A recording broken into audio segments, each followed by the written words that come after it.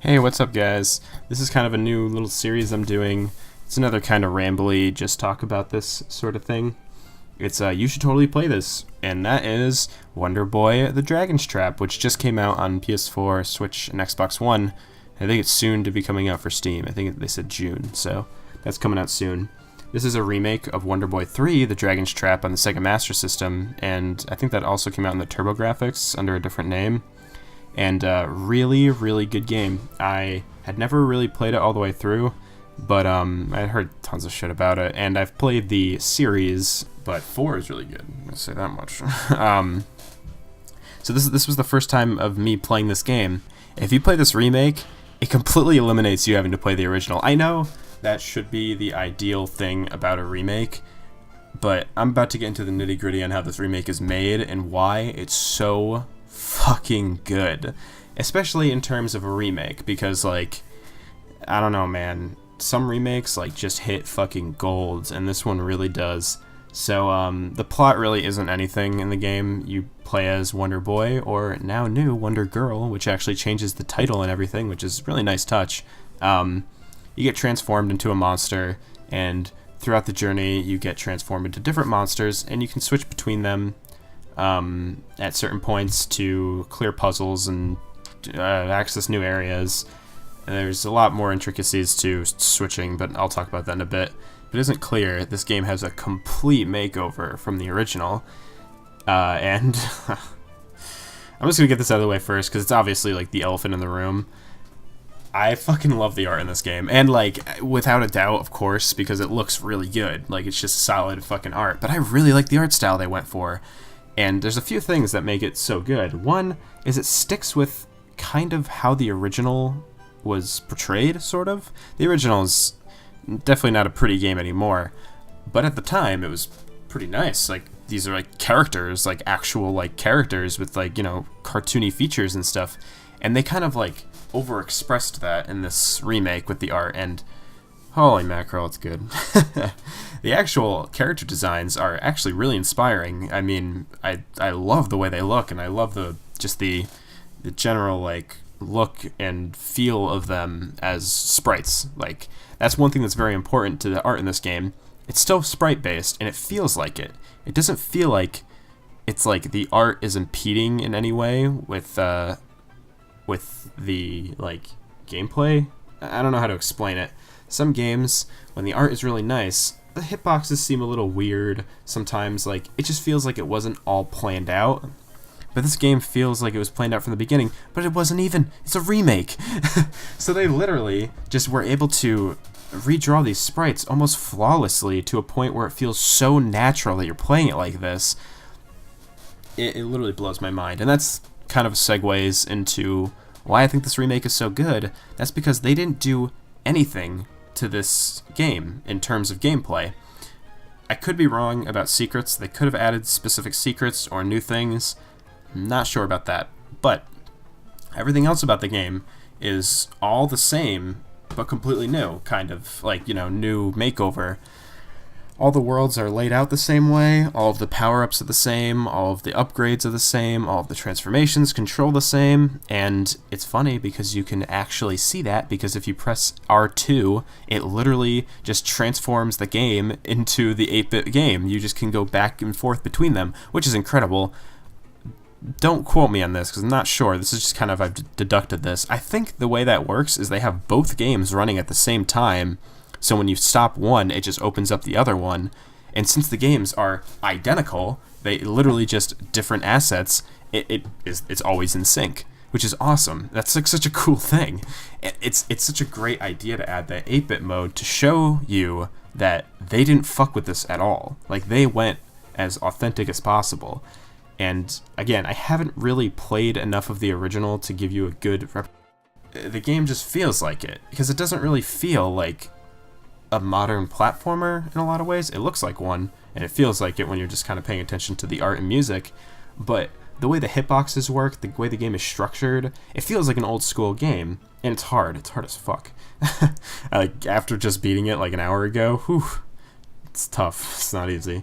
And they did a really good job on keeping the original as original as possible in some way. Like, I just love that, because a lot of games, when you make a remake, it's not that they like cross a line, because there's some remakes that are better than others, obviously, but in some way you lose some of like what made the original so great, or like some little intricacies, like the little details that like made the original so good that maybe aren't in the remake. And in your head you're like, well, that's fair, I mean, that's only a thing I like. But like, man, they really captured everything. Like, and some of it doesn't even seem like, I don't know, I don't want to say a good idea, but some of it's kind of like oh wow, they actually remade that. Like, what the hell?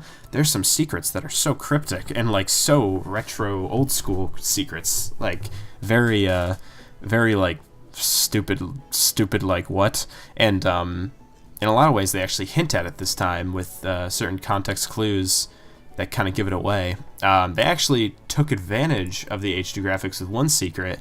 I don't know how this worked in the original. I actually don't even know if these secrets are in the original, but every character near the end of the game has a secret room that gets them a specific item that you use to get an end game thing. I won't spoil it, but basically there are secret worlds called the Unknown.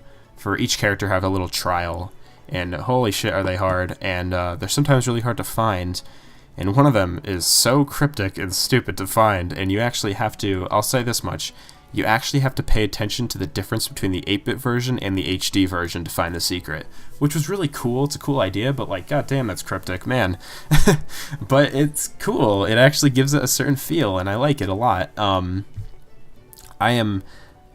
so blown away with this game. Like, it's left a great impression, and I have a feeling it might go under the radar a little bit. I'm sure it'll get its attention. I'm sure a lot of people will like it, but I think more people should play this game, because it's a perfect example of how a remake should be done, in my opinion. I mean, I'm no game dev. It does a lot right, and it's a great retro revival. So like, it's like you don't have to shove a old game in somebody's face to get them to play it. Like, you don't have to shove Wonderboy 3 and be like, you have to enjoy this, it's a great game, and they play it and be like, well, this is kind of aged poorly. The way this game, the new Wonderboy, is presented to you is modern enough where anyone can really play it. It's pretty, it looks great, and it sounds great, and it doesn't control poorly, and it doesn't feel like it controls poorly, because of the way the animations and the art and the music all complement the game, which is important. There could be the littlest things that make it feel weird. A lot of the times when they do hand-drawn art with old games, sometimes jumping feels a little weird. Like, your animations don't look like they fit the jump animation. Sometimes running feels a little odd. Like, you can fuck it up hard. By the way, just to give some credit, the game was actually co-created by the original Wonderboy creators. They got a lot of help from the original game designer, I'm going to butcher this name, Ruichi Nishizawa, and the art was like heavily went back and forth between the artist Ben, I'm going to butcher this name again, I'm sorry, Ben Fiquet, I think, and I'm sure they went back and forth between character designs, figuring out which ones looked as authentic as possible, because one thing that's really fun to do in the game is switching between 8-bit and modern, just to see the character design changes. Like, they really nailed it. Like, they've really nailed like the look of the original characters and modernizing them, I guess, and keeping within this like art style, which is really nice. Can't say that enough. I really like the art style in this game. I mean, that's totally a personal preference, but like, I still do think it looks beautiful, and the art, background wise and just animation wise, like top notch, actually top notch. All in all, the game is just fucking amazing, and I totally recommend it, and it's totally worth the $20 to spend. It's about 7 hours, 8 hours probably. If you want to get everything, I think I've clocked in about 8 hours, and while that doesn't seem like a ton, maybe you'd want to wait for a price drop or something, let me just tell you, this is totally worth it. Just as a spectacle in general, it's a great game, and I think you should support it, because I think this company, at least, what's the developers, DotEmu, will make, or .emu, I just can't pronounce anything, will make some really great games if they've made this so amazing. Maybe they can remake the fourth one. The fourth one is so friggin' good. If they remade that game, oh man, I love that game. Buy it if you are interested at all. It's an amazing platformer, and I am so happy to see it get love and kind of revitalize itself on newer gen consoles. Seriously, I can't recommend it enough. So thank you for listening to me ramble and gush about this wonderful game. I'll see you guys next time. Hi, welcome to the last 20 seconds of this video. I just spent the last like 4 hours editing and making this video, so I hope you enjoyed it. I hope you enjoyed the new little intro, and I hope to make more videos like this, a little bit heavier on the editing side. Leave a like and a comment and subscribe.